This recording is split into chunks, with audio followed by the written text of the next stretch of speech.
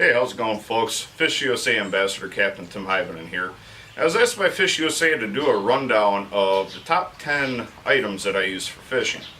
To me, that's a very, very loaded question, just because between ice fishing, river fishing, trolling on Lake Michigan, and the open water inland season, there's just way too much to go over and cover. But I decided to cheat a little bit and go over a couple from ice fishing, a couple from open water, and then a couple that I use for both seasons. And I'm going to start with the ice season. First thing is my Vexilar FLX 28. I will not go ice fishing without it. If the battery dies, say I forget to charge it, I'm turning around going home. It doesn't matter if I'm chasing gills, crappies, and I know where they are, or even chasing flakes for pike. If this thing dies, I'm done for the day. I would highly look at any of the Vexilar or Markham products, but get yourself a locator or flasher that will tell you what is going on under the ice. That, hands down, will up your ice fishing game 100%. The next thing for ice fishing is my K-drill. This thing, lightweight, very portable, beat up because I used the snot out of it last season. With the Milwaukee feel, luckily I haven't had any issues. I've heard a lot of guys having issues with the transmission going out, chucks breaking, but Milwaukee has been very good at replacing them. If you want to get away from gas, go to batteries. I'd highly look at the K-drill system. Now another thing for ice fishing that I can't go without is my Striker ice gear. This 100% keeps me warm, dry, and best thing is, if I do manage to go through the ice, it's got flotation in it. Being a prior Coast Guardsman, flotation will help you immensely to get out of that ice. Am I saying it's 100% guarantee? No, but it will up your odds. Now, going into the both open water and ice fishing that I use. Number one is my Rapala cordless fillet knife. Cleaning fish is a breeze with this little guy, and you'd be surprised how many fish you can clean off of one battery. I keep forgetting to charge mine, so I'm surprised it still works. That's both open water and ice fishing equipment. The next is my Rapala tackle bag. This thing is humongous. It's unbelievable how much stuff you can fit in it. Just take a look here how many bags or tackle boxes I actually have in it. 1, 2, 3, 4, 5, and a small little guy. You can fit up to 7 full-size tackle boxes in this bag. Plenty of storage, waterproof, relatively lightweight, and it's very simple. I use this bag on the boat and on ice.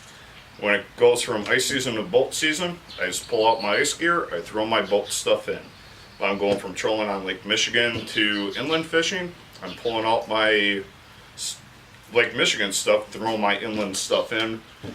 Boom, done, low profile, doesn't take up a whole lot of room in the boat. Now going into open water. When I'm in the rivers, number one thing, hands down, my Simms G4 waders.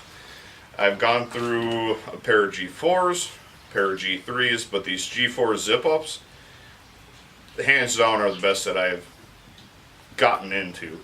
The front zipper makes it extremely easy getting in and out. You can actually move around, they're lightweight.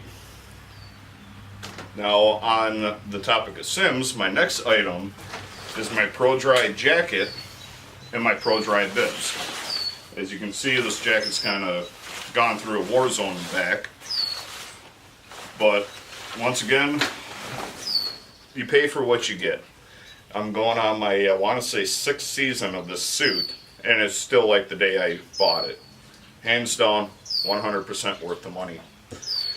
Now switching over into my boating stuff, whether it be Lake Michigan or on the inland waters, first thing is my Minn Kota iPilot trolling motor. This thing is a lifesaver out there, especially you guys in the small boats trying to troll. Even more so if you're by yourself or only have one person with you. Set your trolling motor in, get it up to speed, hit north up. It's going to keep you in a pretty straight track so you don't have to worry about steering all the time. Next thing for Lake Michigan trolling is my fish hawk.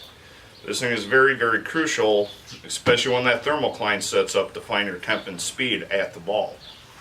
Without that, you can get away and be proficient, but it's by far a game changer.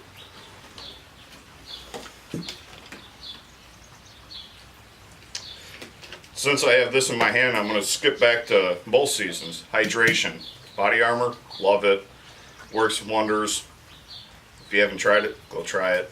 But staying hydrated on the water, hard or soft, is #1 priority.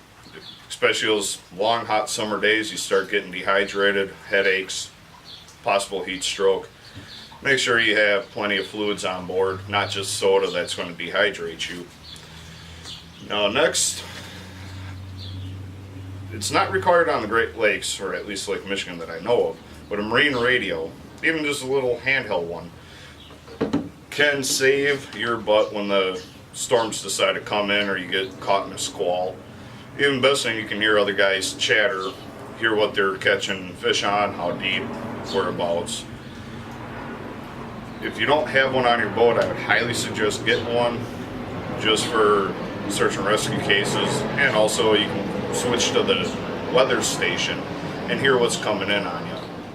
Like I said, there's just so much stuff that I have accumulated over the years that I use on a daily basis that picking out just 10 things it took me about 2 weeks to write down my list.